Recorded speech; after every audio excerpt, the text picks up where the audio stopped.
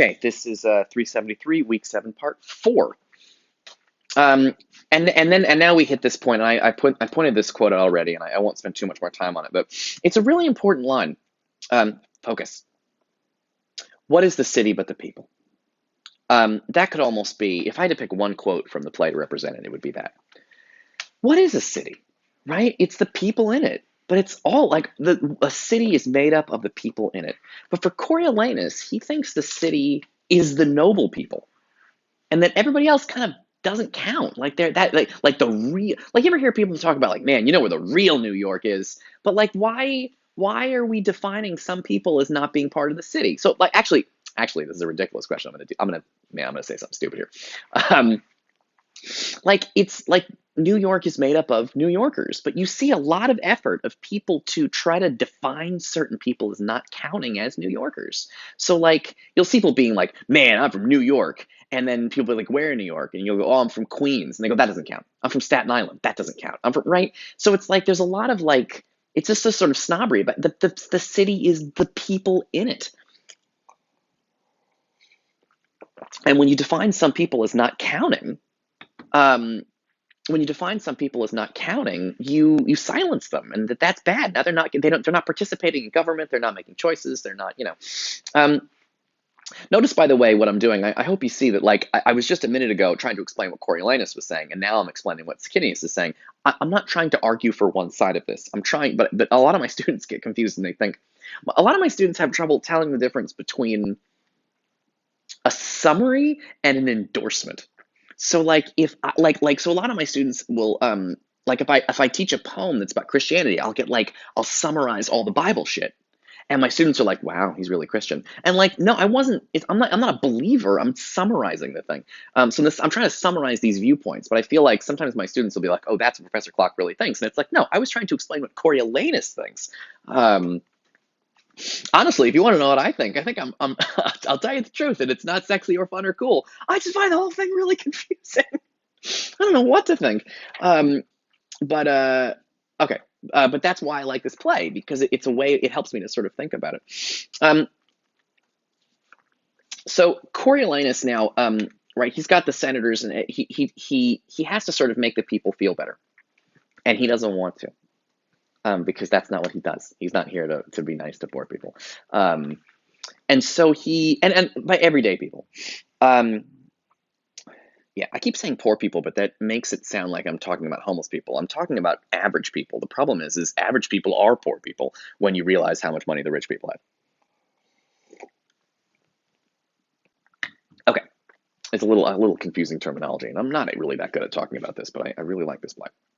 Um, so Coriolanus says, "Why did you wish me milder? Would you have me play false to my nature? Rather say I play the man I am." So his mother is telling him, like, go out there and be nice to people. And he says, "Why would you wish me milder? Would you have me be false to my nature?" I kind of love that moment. He's like, "Mom, do you want me to not be me?" And it's a neat moment where I kind of like him. He's like, "But mom," he's talking to his mother. And I love Volumina so much. And the movie's fun because Vanessa Redgrave plays Volumina, and Volumina is such a good character. Um, One of my favorite, actually, and I'll say, I know I'm getting slightly off topic, but I'll say this real quick about the movie. One of the things in the play, in the play, which takes place in ancient Rome, Volumina is not allowed to be in the military, and she's so excited about the military, it makes me feel like Lady Macbeth. She wishes she could have been in the military, and so she lives vicariously through her son. In the play, in the movie, they do a nice detail where she was in the military, because in modern days women can be in the military, and the movie takes place in modern days. And it's nice that, like, it shows where she's coming from, that she's ex-military really helps to kind of characterize her. One way of thinking about Volumina is she's very much like Lady Macbeth. If you know Lady Macbeth, where her child died uh, and her husband didn't. What if it was the other way around? That's how you get Volumina. Volumina is Lady Macbeth if she had no husband but did have a son. She's so amazing. Volumina is great. Um, I'd rather play the man I am. See, this is one of these moments that makes me respect and like him. And she says, "I would have had you put your power on well before you had worn it out." Meaning, let's have them vote you in for senator. Then you can be who you are. Um, She says, you might have been enough the man you are with striving to be less so. Again, you can see the Lady Macbeth influence here. But you might have been a more powerful man if you hadn't been so manly in public. If you had just said, "Oh, please" and "thank you," then they would have given you power, and you would have been more manly. Lesser had been the thwartings of your disposition if you had not showed them how you were disposed ere they lacked the power to cross you. So she's like, I know you hate poor people, but if you had just hidden it for 5 minutes, you would have had power, and then you could have done what you wanted to the poor people. But he can't. He can't hide. This is why I love him. He can't hide who he is, even for 20 seconds. He can't do it. Wherever he goes, there's a famous saying it's a kind of a goofy thing, but wherever you go, there you are. People who think they can change their life by moving or getting a new girlfriend, and it's like, but you're still you. And that's Coriolanus. Like wherever he goes, he's him. So he's because this, and actually I'm joking, but this is the essence of tragedy. This is the essence of tragedy. Wherever you go, there you are. It's you. You're doing it. It's you. You're the thing. Let's do this real quick. Um, you ever hear people be like, "Oh man, my ex-girlfriend's crazy," and then later on they'll be like, a different ex-girlfriend of theirs, and they're like, "Oh, she's also crazy," and then another ex-girlfriend, and you're like, "Man, that bitch is crazy." Um, you know what those three women have in common? Like, and it's just like, wow, that's really bad luck that you ended up having intense romantic relationships with three crazy people. But is it bad luck? Because I feel like if all your ex girlfriends are crazy, you should be asking yourself, what did you do to make them crazy? Did you lie to them all the time so that they didn't trust you? Did you, right? Like, it's you. You're the common factor. Are you attracted to crazy people? Like it's not like, oh, bad luck that I got together all these crazy people. One of my favorite one of my favorite sayings is, uh, if you met an asshole, fine, whatever, you met an asshole. But if everyone you meet is an asshole, you're the asshole, right? Like you're doing that to them.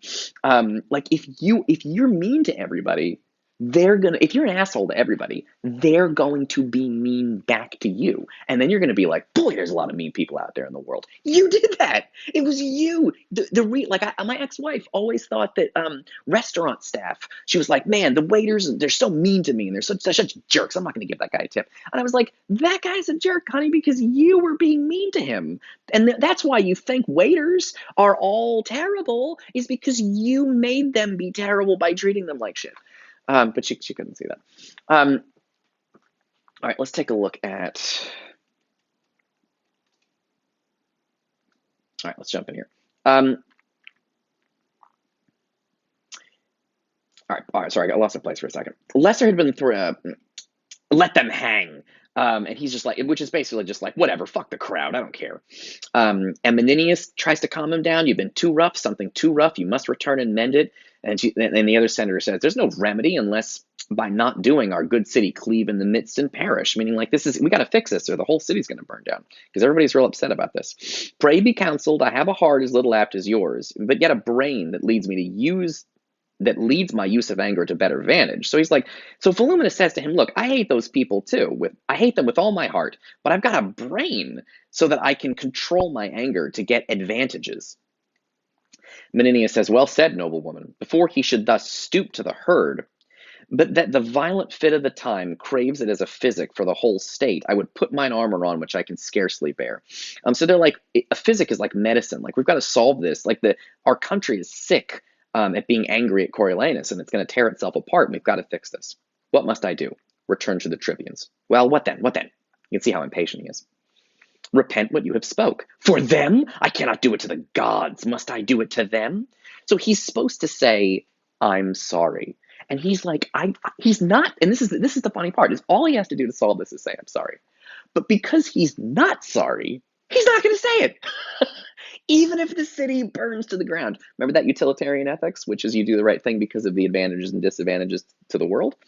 He doesn't care what the advantages and disadvantages of saying he's sorry is. He believes he's going to be himself wherever he goes. He's got to be true to himself. And it doesn't matter the consequences because he's deontological ethics. And so he's like, I'm not going to say I'm sorry because I'm not sorry and I don't care what happens next. All right, I'll see you in the next video.